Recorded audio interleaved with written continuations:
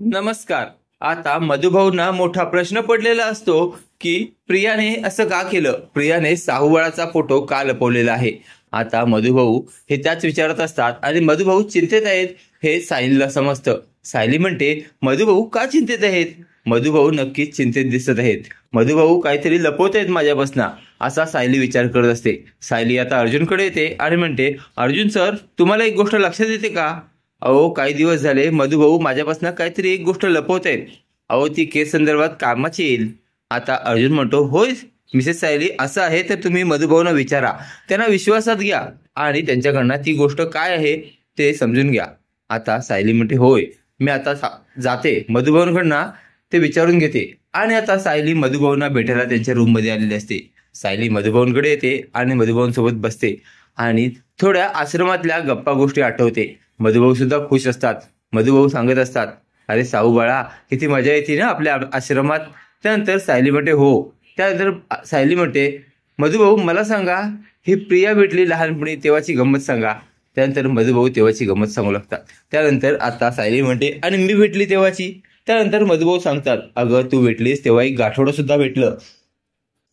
त्यानंतर आता सायली म्हणते, काय गाठोडं, मग ते गाठोडं कुठं आहे.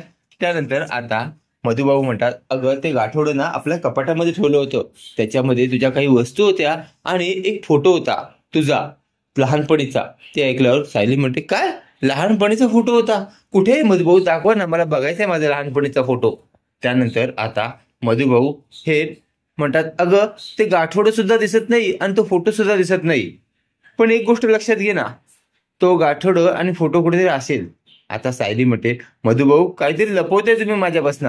त्यानंतर मधुभाऊ म्हणतात, अगं कसं सांगू साहू बाळा, त्या दिवशी आपण तिघ जण जेव्हा प्रियाच्या रूम मध्ये शोधाशोध करायला गेलो होतो ना पुराव्या संदर्भात, त्यावेळी मला तुझा तो लहानपणीचा फोटो दिसला आणि तुझा तो फोटो तिच्या कपाटामध्ये होता.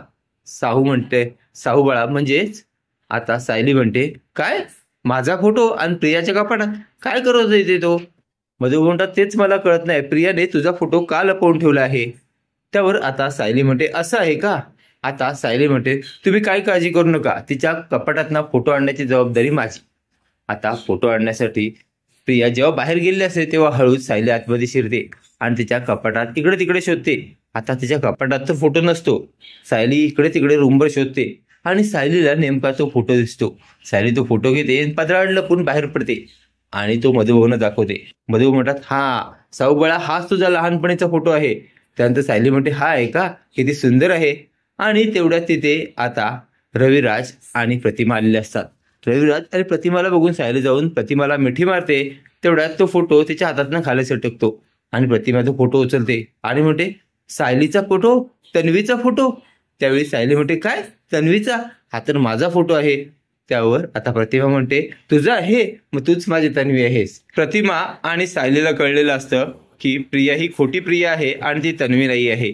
आता तन्वी हीच सायली आहे कळल्यामुळे सायली आता रागारागातून बाहेर आणलेल्या प्रियाच्या दोन खाडकन कानाखाली मारते आणि म्हणते, कोण आहेस सांग, तू तर तन्वी नाही आहेस, तू आणखीनच कोणतरी आहेस, तन्वी तर मीच आहे.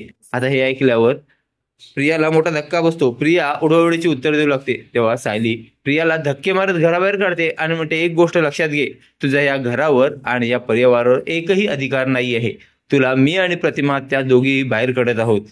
आता प्रियाला धक्के मारून सायलीने घराबाहेर काढलेलं असतं. आता पुढे काय काय होईल ते पाहणे कमालीचे ठरणार आहे. असेच मालिकेचे नवनवीन अपडेट पाहण्यासाठी व्हिडिओला लाईक आणि चॅनलला सबस्क्राईब करायला विसरू नका. थँक्यू.